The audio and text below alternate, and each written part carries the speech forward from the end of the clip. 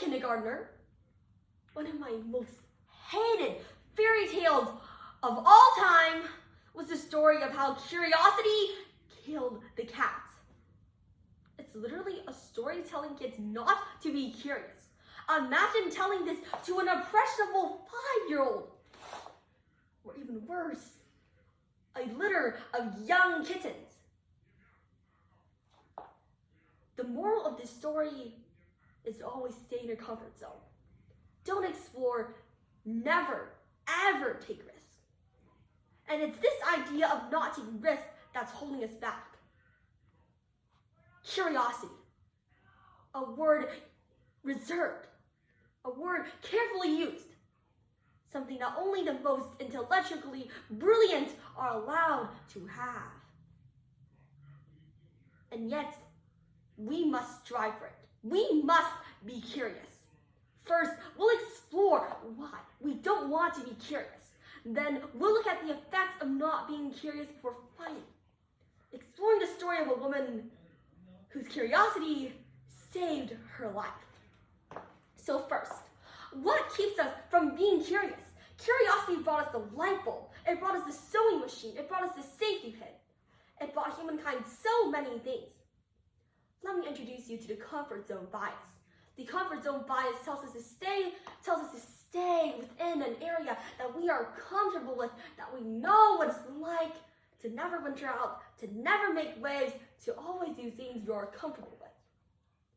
We don't need curiosity. We have everything. We have Netflix, we have books, we have our favorite restaurants. Why would we explore? Curiosity is worthless. But this is exactly where things go wrong.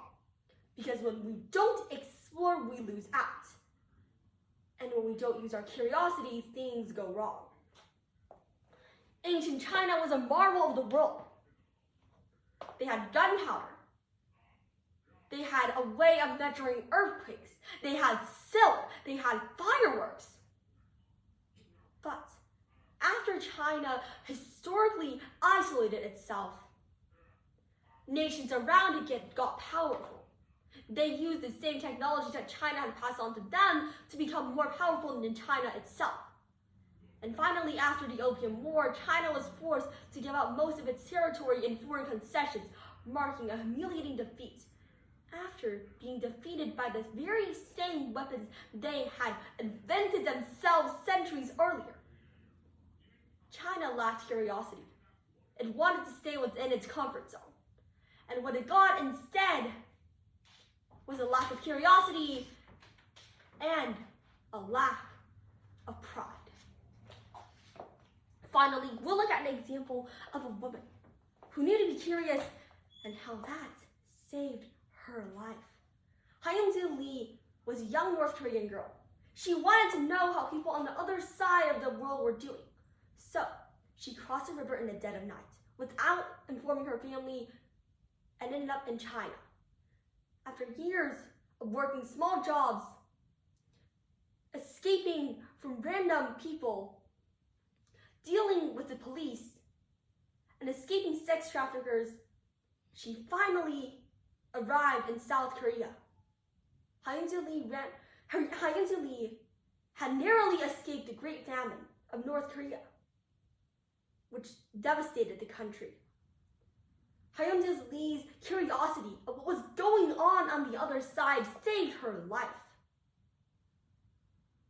And with that, her curiosity is what she treasures most. Today, I received the topic of curiosity. We're often told not to be curious, as evidenced by the fable, curiosity killed the cat. We as children are told to keep our curiosity to a minimum. Today, we went over why we think this way, why we don't want to take risks. Then we look at a country that lacked curiosity and was eventually humiliated. We're finally looking at an example of Hyunsu Lee, whose curiosity saved her. And it's this idea of curiosity that I must bring to you all today. Because curiosity may have killed the cat, but it won't kill us. Humankind grows stronger with curiosity. Curiosity is what bolsters the strength within. Thank you.